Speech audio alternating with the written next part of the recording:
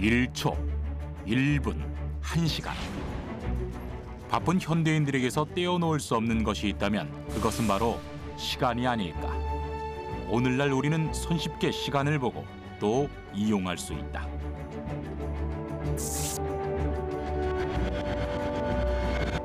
그런데 과연 그 옛날 우리 선조들은 어떻게 시간을 보고 또 이용했을까? 인간은 천체를 관측하고 그 주기를 기록함으로써 시간을 발견하였습니다. 단순히 시각과 절기를 아는 데 그치지 않고 이를 활용함으로써 인류 발전의 초석을 마련하였습니다. 빛을 선사하는 해, 밤의 시간을 알려주는 달, 그리고 생명의 근원인 물까지. 우리 선조들은 다양한 자연 현상을 관측해 시간을 헤아리고 절기를 알아냈다. 하루가 한 달이 되고 한 달이 1년이 되는 시간. 자연 속에서 시간의 비밀을 알아내고자 했던 우리 선조들의 흔적을 따라가 보자. 아주 오래전 환인의 아들 환웅은 인간들을 널리 이롭게 하기 위해 풍백, 우사, 운사와 함께 하늘에서 내려온다. 고조선 건국 신화에 보면 그 환웅의 아들 환인이 하늘에서 내려올 때 이제 풍백, 바람을 다스리는 사람, 그다음에 운사, 구름을 다스리는 사람, 그다음에 우사, 비를 다스리는 사람을 이제 데리고 내려왔다는 거예요. 관상수시와 관계된 거죠. 관상수시는 천체의 현상을 보고 농경 생활에 필요한 절기를 정하던 일을 뜻한다. 또한 관상수시는 백성을 다스리는 왕에게 중요한 의무였다. 단군 신화에 등장한 풍백, 우사, 운사는 어쩌면 자연 현상을 통해 백성들에게 농사짓는 시간을 알려주는 인물들을 상징하는 것은 아닐까. 우리나라 그 건국 신화가 기술된 그 삼국유사를 살펴보면 삼국으로 갈라졌던 시대에도 우리는 한 뿌리라는 그 공통분모를 가지고 있었다는 것, 그리고 우주와 자연에 그 순응하는 하늘 숭배, 그리고 그 동식물과 인간이 공존하는 자연 중시, 인본주의인 경천애인 그 사상을 상징한다고 생각합니다. 지금도 매년 서울 단군 성전에서 열리는 개천절 대제전. 고조선의 건국을 기리는 개천절 행사인데 고조선은 언제 건국됐을까? 환웅의 아들 단군 왕검이 평양성의 도읍을 정하고 고조선을 세운 때는 기원전 2333년. 그때로부터 무려 4349년이라는 시간이 흐른 것이다. 고조선처럼 여러 집단을 통합한 나라가 세워지면 가장 먼저 하는 일 중에 하나가 바로 시간의 통일. 우리가 시간은 뭐 지금도 마찬가지지만 서로가 각자 다른 시간을 사용한다면 굉장히 그 사회가 혼란스러워지겠죠. 국가적인 그 통치 차원에서 시간과 달력, 통일된 어떤 날짜와 시간을 사용한다는 것은 이 통치자 입장에서 굉장히 중요한 요소라고 볼 수 있겠습니다. 통치를 위해 필요했던 역법과 역서. 역서는 오늘날의 달력과 같은 역할뿐만 아니라 세시풍속이나 기륭 화복에 대한 내용도 담고 있었다. 또한 역법은 전체의 주기적 현상을 관측해 역서 제작의 기준이 되는 책이었다. 고대 동아시아에서 사용한 태음 태양력은 달의 모습을 통해 날짜를 계산하고 태양의 움직임으로 계절의 주기를 계산해 농사짓는 때를 알려주는 역법이었다. 서양에서는 로마의 율리우스 카이사르가 권력을 잡으면서 자신의 이름을 딴 달력을 기준으로 삼았다. 율리우스력은 태양력으로 기존의 1년이 355일이었던 것을 365일로 바꾸고 4년에 한 번 하루를 추가했다.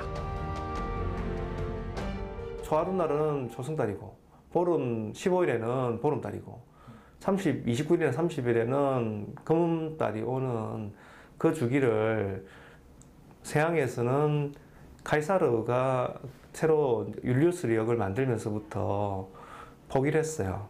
왜냐면 그게 굉장히 복잡하거든요.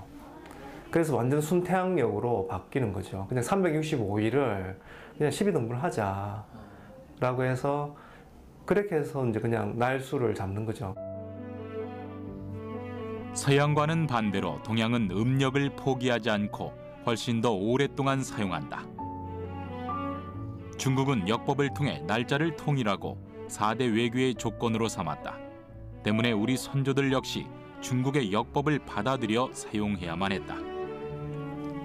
또한 중국의 역사를 받아오는 일은 4대 외교의 조건이었다.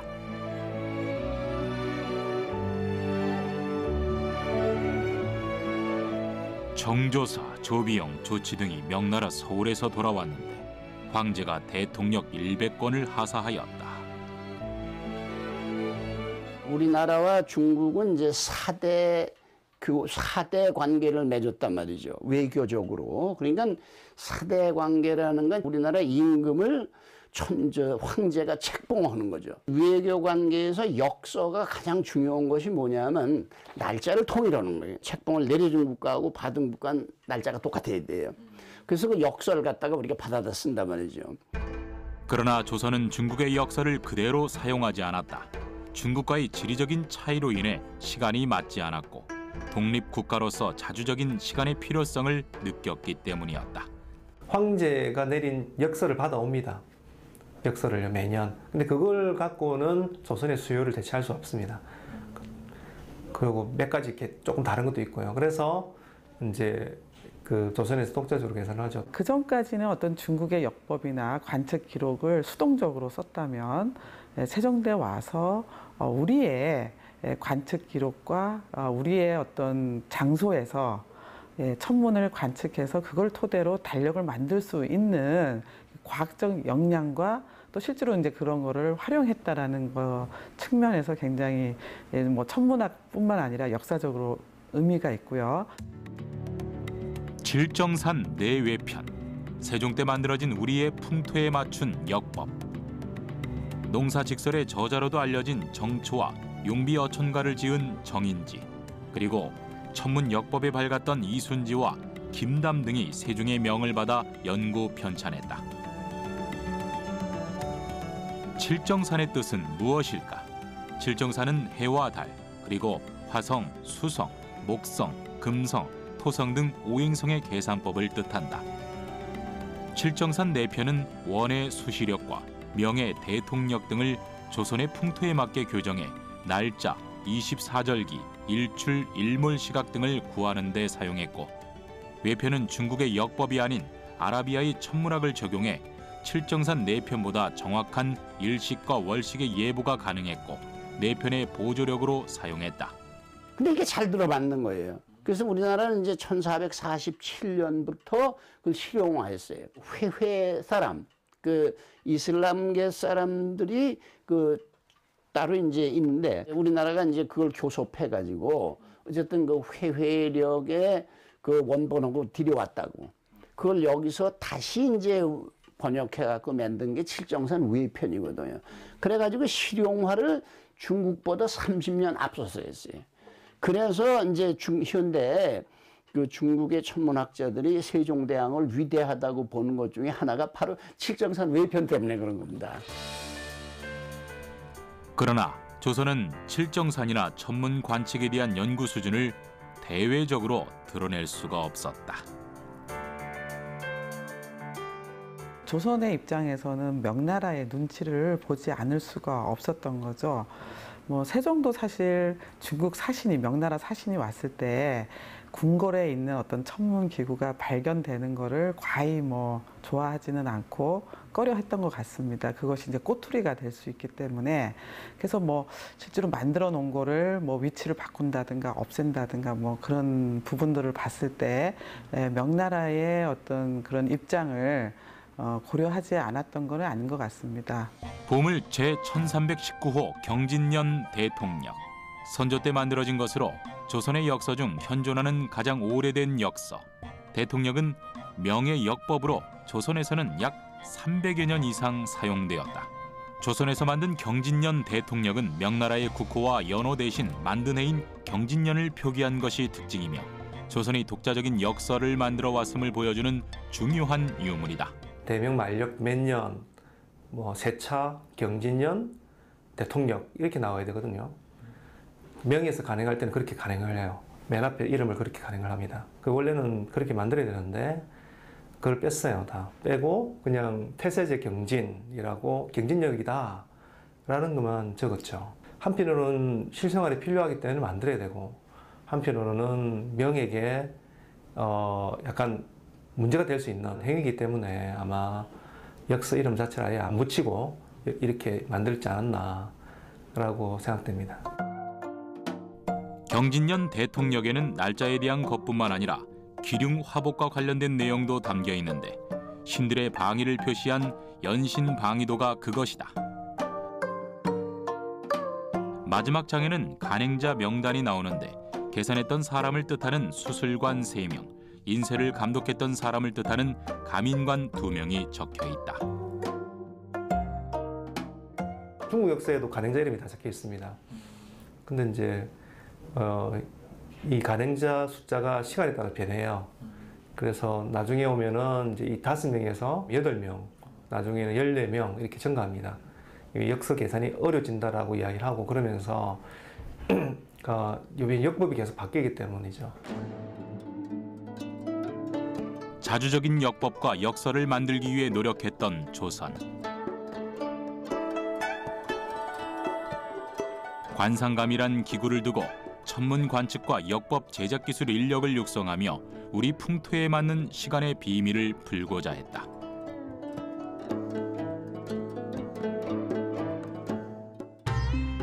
(1644년) 한족이 세운 명이 멸망하고 만주족이 세운 청이 중국 대륙의 새로운 패자가 된다.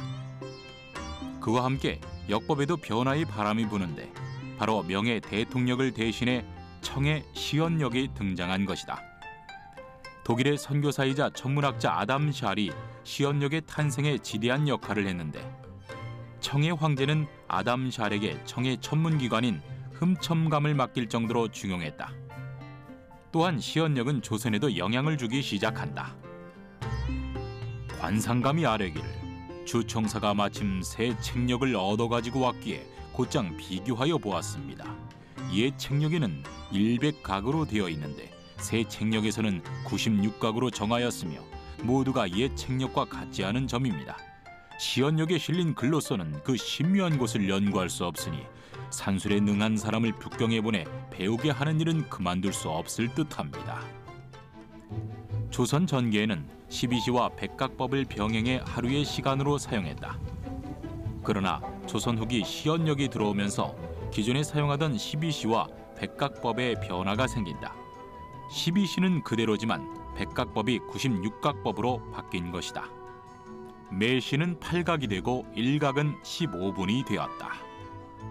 우리가 그 남아있는 앙부일구를 세종대 것이 아닌가 많은 분들이 착각을 하는데 지금 현재 남아있는 앙부일구는 숙종 때 만들어진 거고 96각법을 새겨놓고 있습니다. 세종대 때는 백각이 새겨져 있겠죠.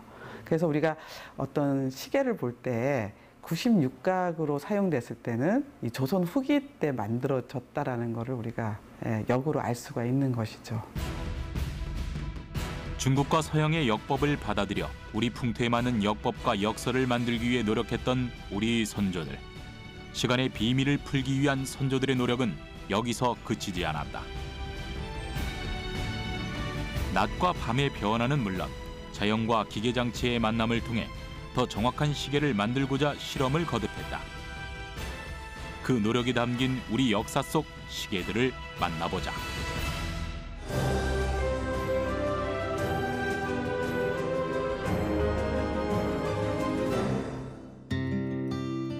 시간을 넣는 사람은 만사를 넣는다. 우리 선조들이 시계를 만들 때 주목한 자연 현상 중에 하나는 바로 물이었다. 아주 오래전 물시계는 어떤 형태였을까? 신라시대의 물시계는 계단의 형태를 띠고 있었을 것으로 여겨진다. 신라시대 때도 이 천문 박사 혹은 누각 박사를 두었다는 기록으로 봐서 그 물시계를 사용했다라는 걸 우리가 분명히 알 수가 있고요. 수동 물시계를 국가 차원에서 만들고 관리하고 백성들에게 시간을 알려줬다라는 걸 우리가 문헌 기록을 통해서 알 수가 있습니다. 시간 측정의 원리는 단순하다. 물통에 눈금이 그려진 자와 부표를 띄운다. 물이 차오르면서 자가 함께 올라오면 자에 새겨진 눈금을 읽어 시각을 알아내는 방식이었다. 그러나 당시 물시계는 사람이 항상 지키고 있어야 했으며 잠시라도 한눈을 팔 수 없다는 단점이 있었다. 조선시대가 되기까지 쉽게 극복하지 못했던 이 문제는 애민정신이 뛰어났던 세종과 뛰어난 과학자들의 도전을 받는다. 임금이 예전 누기가 정밀하지 못한 까닭으로 누기를 고쳐 만들기를 명하였다. 임금이 또 시간을 알리는 자가 틀릴까 염려해 혹은 장영실에게 명하여 사신목인을 만들어 시간에 따라 스스로 알리게 하고 사람의 힘을 빌리지 아니하도록 하였으니 그 제도는 아래와 같다. 위층에는 세 신을 세우되 하나는 시를 맡아 종을 울리고 하나는 경을 맡아 북을 울리며 하나는 점을 맡아 징을 울린다. 세종실록에 보면은 자경루에 대해서는 이렇게 만들었다 저렇게 만들었다 자세한 설명이 있는 걸로 보아서는 원전이 외국 서적에 있는 것은 아닌 걸로 보입니다. 다만 그러한 것들을 참고하여서 우리 새롭게 창작한 기술도 집어넣고 하여서 자경루나 또는 다른 해시계들을 만들었지 않았나 생각하고 있습니다. 자동 물시계를 만들고자 했던 세종의 염원을 이룬 인물 장영실, 그리고 우리가 주목해야 할 또 다른 인물 이천. 이천은 장영실 못지않은 과학자이자 장영실의 스승격인 인물로 장영실과 함께 세종의 과학 정책을 이끌었다. 과학기구 같은 경우는 이제 이천과 장영실이 대표적인 분이고요. 이천과 장영실이 세종의 어떤 천문 관측에 있어서 이 관측 기구를 만들어내는 그런 이제 역할을 맡았다고 볼 수 있고요. 세종 때 시계와 각종 천문 의기를 만들려고 했던 일차적인 이유는 조선의 풍토에 맞는 시간을 만들기 위해서였다. 또한 백성들에게 보다 더 편안한 삶을 살게 하려는 세종의 애민정신도 큰 이유였다. 당시 장영실이 만든 대표적인 과학작품은 바로 자경루다. 무려 573년 만에 원형대로 복원돼 현재 국립고궁박물관에 설치되어 있는데 과연 자경루의 원리는 무엇일까? 1434년도에 장영실이 이제 발명을 하게 됐는데 중요한 거는 이제 크게 보면 이제 두 가지 장치로 되어 있습니다. 하나는 물의 수량을 제어하는 그런 장치, 그리고 또 하나는 시간을 알려주는 시보장치, 이 두 가지로 형성돼 있죠. 지난 2015년 자경루 복원 공로를 인정받아 서울특별시 문화상을 수상한 남문현 교수. 그에게서 자경루에 대해 더 자세한 이야기를 들어보았다. 이게 대체적으로 제일 중점을 뒀던 거는 어쨌든 원형을 어떻게 이제 재현하느냐. 그다음에 정밀도가 좀 높았으면 좋겠다. 그다음에 이제 보수력이 이제 기계니까 간편했다. 이제 이 세 가지 요약할 수가 있네. 자경루의 구조와 원리가 적힌 세종실록 보루각기의 기록. 그것을 기계적인 관점에서 도면화하는 것으로 복원 작업이 시작됐다. 자경루 복원에는 기계공학자, 유기장, 목수장인 등 각계 전문가들이 참여했다. 문헌 고증부터 설계, 수없는 실험을 거쳐 복원에 성공한 것이다. 자경루는 계단 형태의 파수호에서 수수호로 물이 흘러내리는 물시계 부분, 구슬이 안정적으로 이동하는 통로, 그리고 나무 인형이 종과 북, 징을 쳐서 시각을 알려주는 시보장치 등으로 이루어져 있다. 그런데 자경루는 어떻게 스스로 시각을 알리는 것일까?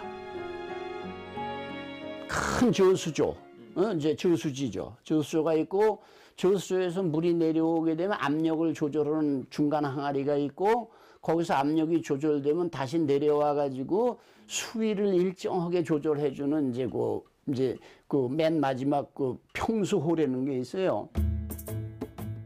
자경루의 핵심 원리 중 하나는 물이 수수호에 일정하게 흘러 들어가게 하는 것. 파수호가 3개인 이유도 여기에 있다. 파수호가 하나일 경우 시간이 지날수록 수압 때문에 유량 변화 폭이 크다. 그러나 파수호가 3개일 경우 시간이 지나도 유량 변화 폭이 일정한데 단 마지막 수수호에 수위를 일정하게 하는 구멍이 필요하다. 이렇게 하면 시간이 지나도 유량 변화 폭이 일정하다. 일정 시간이 지나 수수호에 물이 차면 부표가 떠오르면서 작은 구슬이 담긴 그릇을 건드린다. 이때 작은 구리구슬을 사용하는 이유는 작은 힘에도 구슬이 반응할 수 있어야 하기 때문. 부력에 의해 움직이기 시작한 작은 구슬은 시보장치에 담긴 큰 쇠구슬에 영향을 줘 자격장치로 향하게 만든다. 그 다음 큰 쇠구슬이 떨어지면서 자격장치를 작동시키면 나무 인형이 종과 북, 징을 자동으로 울려 사람들에게 시각을 알려준다.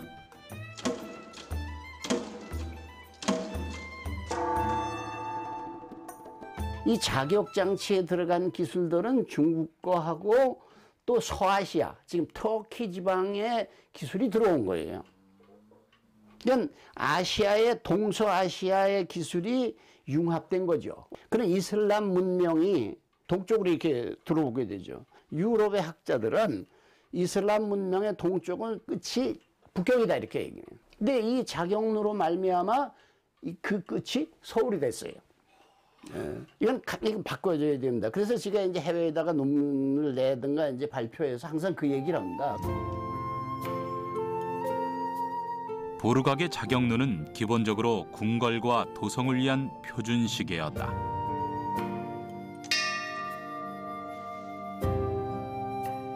해가 없는 밤에도 사람들에게 시간을 알려주었고 왕자나 공주가 언제 태어났는지도 알 수 있게 해주었다. 또한 궁궐 안에서 임금과 신하들이 움직이는 시간의 기준을 잡아주었다.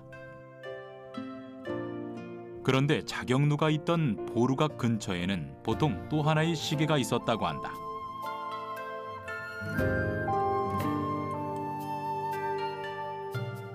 마치 하늘로 승천하려는 듯한 용의 모습이 힘차게 장식되어 있는 시계, 일성정시의다.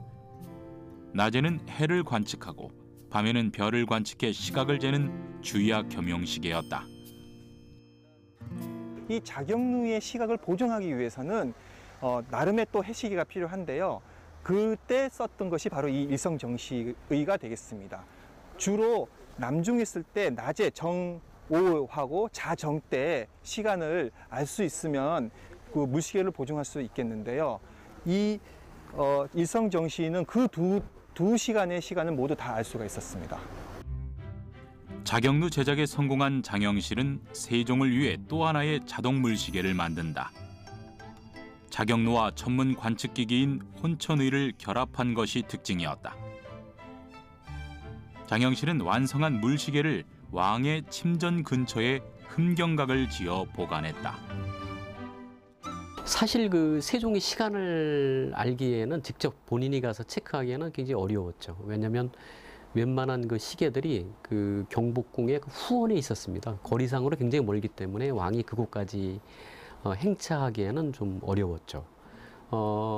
하지만 요 그 옥루는 그 임금님이 계시는 천추전의 서편에 흠경각이라고 하는 건물을 세우고 그 안에 옥루를 갖다 안치했죠. 그래서 실질적으로 이 시계 이름은 흠경각루가 정확한 이름입니다. 기록으로 남아있는 흠경각루의 모습은 과연 어떨까? 산 주변에는 37개의 다양한 인형들이, 산의 내부에는 수차가 있었다고 한다. 특히 사계절과 농사짓는 모습을 표현해 왕이 시계를 볼 때마다 백성들을 생각하게 만든 것으로 여겨진다. 서울에서는 이제 사실 국가 표준 시계가 자경루였었죠.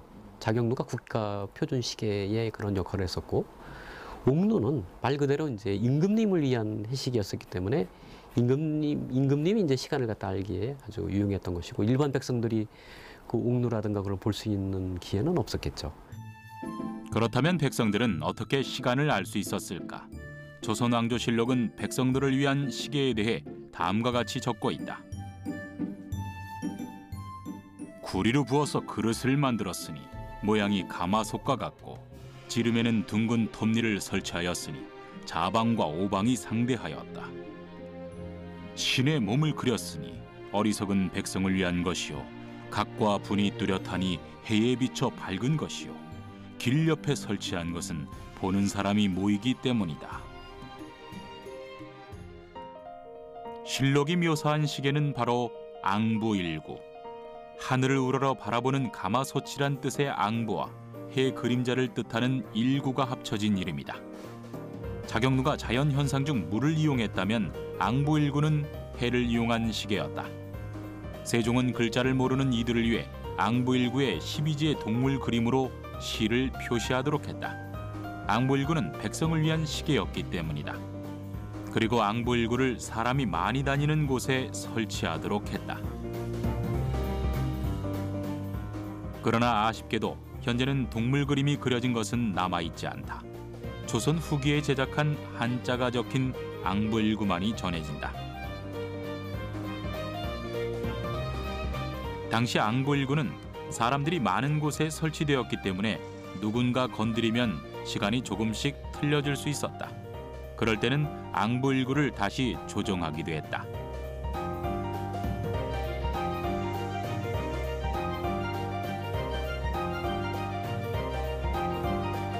실제로 앙부일구가 틀렸을 때 이 규표의 그림자 길이를 보고 그날의 앙부일구를 교정했던 그런 기사가 있습니다.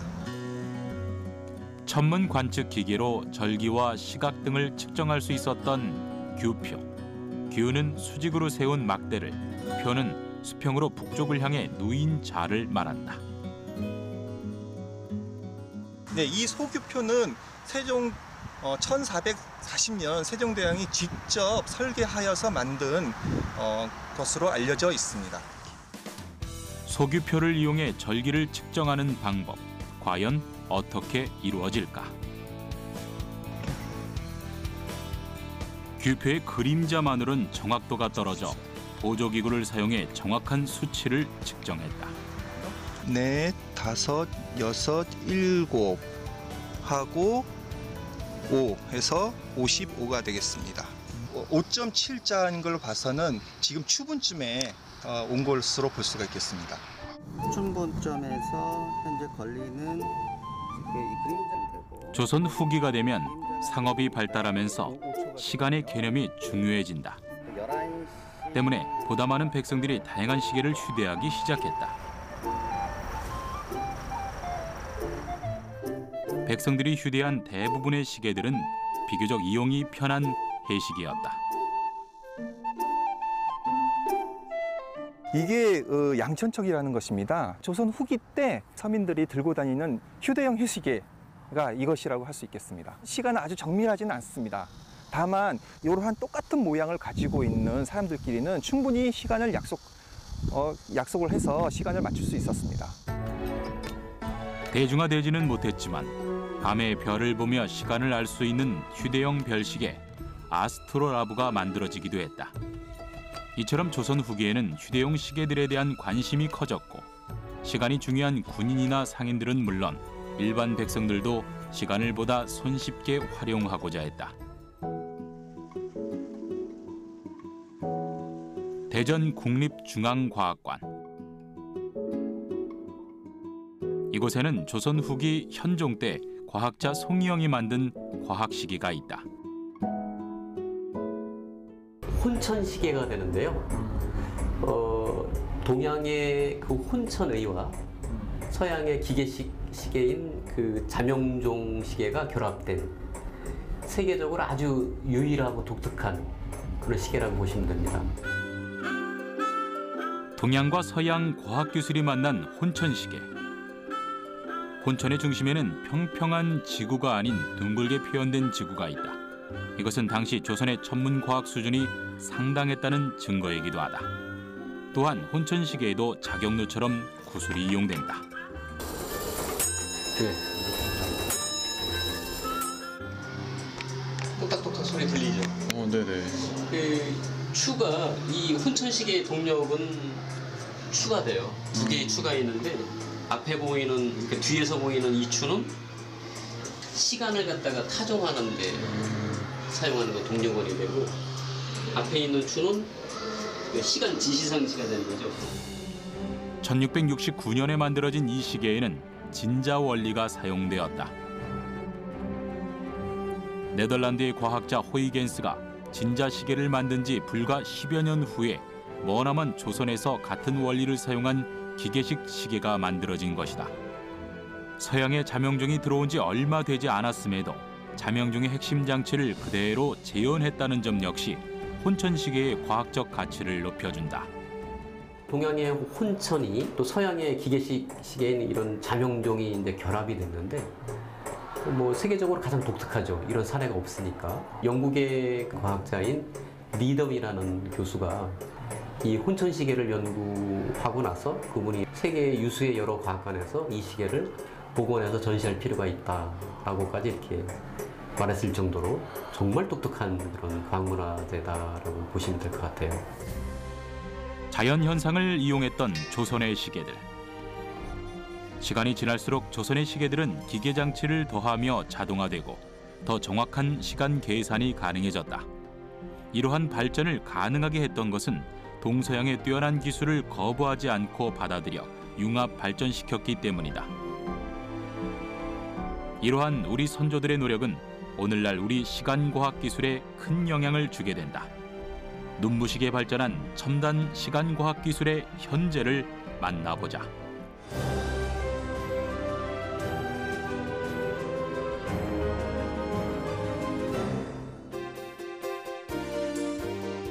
우리나라에서 양력을 전면적으로 사용한 시점은 1896년 고종 황제가 양력을 채택하면서부터, 특히 일본은 양력을 채택하면서 추석도 양력 날짜로 바꾸었다. 우리나라의 경우 전통 명절은 여전히 음력을 사용하고 있기 때문에 음력의 중요성은 여전하다. 그렇다면 양력과 음력에 대한 전문가들의 생각은 어떨까? 그레고리력이 이게 제가 보기에도 좋은 달력이 아닌 게 원래는 1년이 30일, 31일 이렇게 있었어요. 당시 로마 왕들이 굉장히 정치적인 이유로 그거를 원래 그렇게 기존에 잘 되어 있던 걸 바꾸는 거거든요, 임의로. 지금 그래서 오히려 헷갈리게 돼 있는 거예요, 어떻게 보면은. 양력은 뭐냐면 제일 중요한 게 날짜 진행을 달의 상망과 차후 기온과 일치시키지 않는 겁니다. 그 다음에 그래서 365로 12달로 그냥 해버리고 윤달을 넣지 않는 거죠. 그 다음 윤일만 살짝살짝 넣는 거고. 양력은 편리성은 있지만 어떤 천문하고 관련이 깊은 그런 달력은 아니고 우리 전통 달력이 해와 달의 어떤 주기를 가장 반영을 한 달력이라는 그런 인식을 가졌으면 좋겠다는 생각을 해봅니다. 그렇다면 오늘날 음력 달력은 어떻게 만들어질까? 우선 음력에서 매달 초하루의 시작은 합사길이다. 합사길은 태양과 달이 같은 방향에 있어 밤에 달이 보이지 않는 날을 뜻하는데, 시간이 지나 다시 합사길이 되면 다음 달의 1일이 시작된다. 하지만 아쉽게도 달의 주기가 29.53일 정도로 날짜가 딱 떨어지지 않기 때문에 음력에서 한 달은 29일과 30일 두 종류가 있다.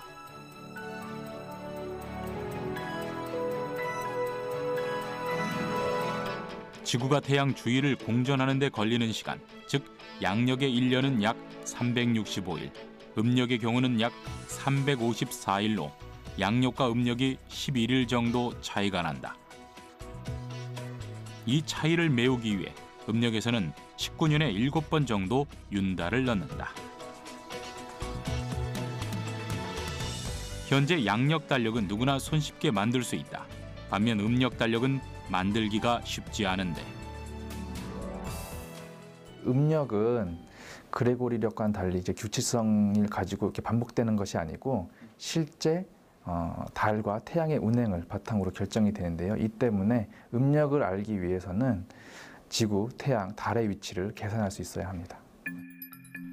때문에 한국천문연구원에서는 매년 초 원력 요항을 발표해 달력 제작을 돕는다. 또한 원력 요항에는 관공서 공휴일과 음력 24절기 등의 자료가 포함된다. 이런 관측을 통해서 정확한 천문 상수값을 계산을 할 수가 있고요. 이런 천문 상수값을 통해서 미래의 날짜들을 정확하게 계산을 할 수 있는 것이죠. 이번에는 시계를 살펴보자.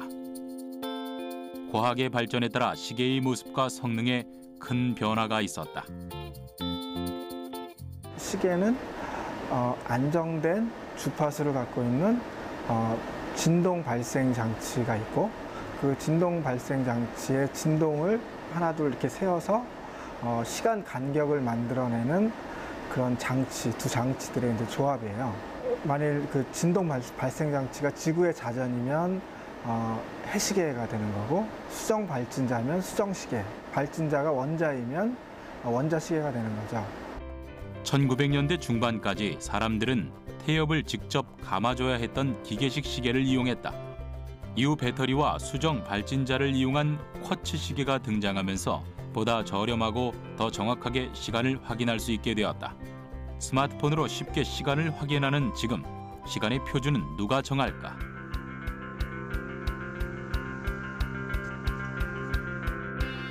우리나라의 표준 시간은 바로 이곳 한국표준과학연구원에서 정한다.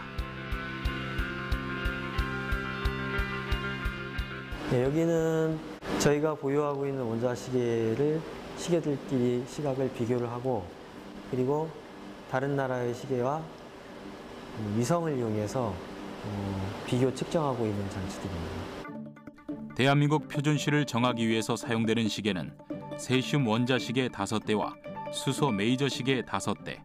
이 시계들의 평균을 낸 것이 바로 대한민국 표준시가 된다. 세슘 원자의 고유 진동수를 측정해 정확한 시간을 생성하는 장치가 바로 세슘 원자시계. 현대의 시간은 이렇게 최첨단 과학 장비로 정해지고 있다. 하지만 더 정확한 시간을 위해 시간 연구는 멈추지 않고 계속되고 있는데, 세슘 시계의 정확도를 높이기 위해 연구가 진행되고 있다는 한 실험실. 복잡한 장치들만 가득해 보이는데 아무리 둘러봐도 이곳에서는 시계를 찾아볼 수가 없다. 과연 시계는 어디에 있는 것일까? 시계가 어디 있나요? 이것은 실험실용 세슘 원자시계라고 부르는 것으로서 이 전체가 다 시계입니다. 한국표준과학연구원에서는 기존의 세슘 원자시계보다 더 발전된 세슘 원자 분수시계를 연구 중에 있다. 특히 원통형 장치가 핵심. 이 장치는 세슘 원자 분소시계라고 불리우는 것으로서 그 원리는 이렇습니다. 이 진공 장치 내에서 자유롭게 돌아다니는 세슘 원자들을 레이저 냉각 기술이라는 것을 이용해서 원자를 한 곳에 모으고 그 모은 것을 위로 던집니다. 이렇게 던졌다가 떨어지면서 우리가 이 원자의 고유한 진동수를 정확하게 측정하는 그런 장치입니다. 세슘 원자들은 너무나 빨리 움직여 고유 진동수 관찰이 힘들다. 때문에 레이저 냉각 기술로 한 곳에 모아 위로 던졌다가 떨어뜨려 관찰한다. 속도가 줄기 때문이다. 그렇다면 레이저를 이용해 세슘 원자들을 붙잡아 둔 채 관찰하면 어떨까? 레이저를 이용해서 붙잡게 되면 이 레이저에 의해서 원자의 상태가 변하게 됩니다. 원자의 상태가 변하게 되면 정확한 원자시계를 우리가 개발할 수가 없게 됩니다. 우리나라의 경우 현재 개발이 완료된 세슘 원자시계 중 정확도가 가장 높은 것은 오차 범위가 300만년의 1초 정도. 과연 새로운 세슘 원자 분수시계의 연구 개발이 끝난다면 어느 정도의 성능을 보여줄 수 있을까? 세슘 원자 분수시계 중에는 만약에 개발이 완료되면 세계 최고를 목표로 하고 있습니다.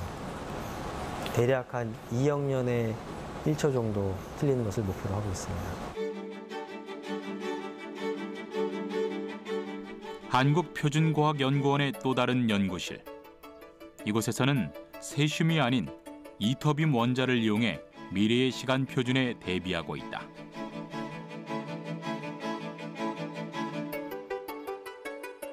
이터뷴 원자는 현재 원자 시계에 사용되는 세슘 원자보다 훨씬 큰 진동수를 시계로 쓸 수 있다. 진동수가 크다는 것은 예를 들어 자의 눈금이 더 촘촘하게 나뉘어져 있는 것과 같은 효과를 시간 측정에서 보여주는 것이다. 광격자 시계는 이제 원자 시계 일종이고요. 저희는 이제 이터뷴이라는 원자를 사용하고 있는데 진공 상태의 원자를 아주 안정적으로 잡아두기 위한 이제 방법으로 쓰이고 있는 일종의 그물이라고 할 수가 있습니다. 기체 상태의 원자는 도플러 효과 때문에 원자의 고유 진동수와 빛의 흡수 주파수가 일치하지 않는다. 그런데 원자를 빛의 파장보다 작은 공간에 가두면, 즉 일종의 격자나 그물에 가둬두면 문제를 해결할 수 있는 것이다. 개발이 성공한다면 현재의 세슘 원자 시계가 갖고 있는 시간의 표준을 가져올 수도 있는 상황. 혹시 현재 개발 중인 광격자 시계가 넘어야 할 문제점은 없을까? 광격자 시계의 경우에는 진동수가 너무 빨라서 그 진동하는 횟수를 카운트할 수 있는 사실 전자 소자가 이 세상에 존재하지 않아요. 그래서 굉장히 특별한 방법을 사용을 하는데, 그래서 장치 전체가 복잡하고 또 시스템 전체의 안정성이, 그러니까 오랫동안 동작을 시킬 수 있는 시스템의 안정성이 아직까지는 떨어지는 상태입니다. 그런데 이미 세슘 원자 시계의 정확도는 우리 일상생활에서 사용하기 충분한 상황. 세슘 원자 시계보다 더 세밀한 시계를 개발해야 하는 이유는 무엇일까? 전파망원경, 우주 탐사 같은 것도 그런 기초과학 분야에 사용될 수가 있고, 그 데이터들을 같은 시각 정보를 갖도록 일치시키는 이제 작업이거든요. 그런 작업을 하게 되면 그러니까 정말 어마어마하게 그 해상도가 이제 늘어날 수가 있습니다. 조금 실용적인 이야기를 하면, 그러니까 GPS 위성을 가지고 위치 정보를 손쉽게 알 수가 있는데, 그 내 위치 정보가 의 정확도는 GPS 위성들이 갖고 있는 원자시계의 이제 정확도에 정확히 비례해서 좋아지게 돼 있어요. 그래서 그 원자시계의 정확도를 향상시킬 수 있으면 우리의 그 GPS를 이용한 위치 정보도 더욱 정확해질 수가 있는 것이죠. 우리나라는 꾸준한 연구 개발로 세계 협정시를 정할 때 함께 하고 있다. 정확도가 높은 세슘 원자 시계를 보유하고 있기 때문이다. 한국표준과학연구원은 시간 정보가 포함된 인공위성에 항법 신호가 수신되면 대한민국 표준시와 비교한다. 이렇게 비교된 데이터는 프랑스에 위치한 국제 도량 형국으로 전송된다.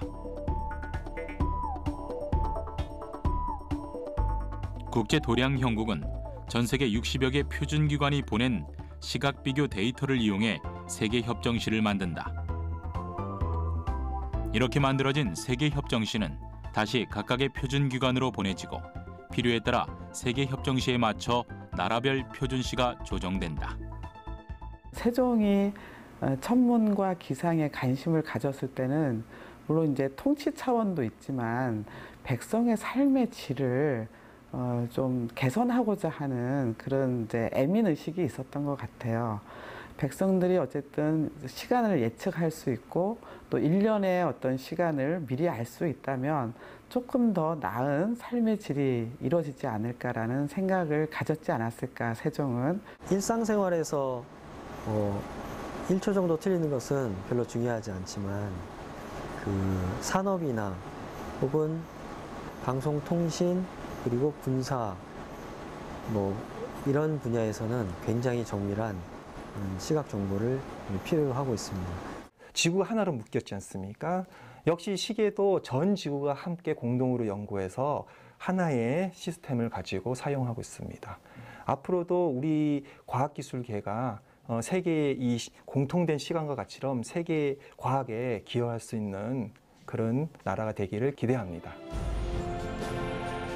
아주 오랜 옛날부터 자연 현상을 통해 시간과 절기를 연구했던 우리 선조들. 시간의 비밀을 풀기 위해 우리 선조들은 동양과 서양의 과학 기술을 받아들이고 또 융합해 우리의 것으로 발전시켰다. 그리고 그들의 노력은 지금도 계속해서 이어지고 있다.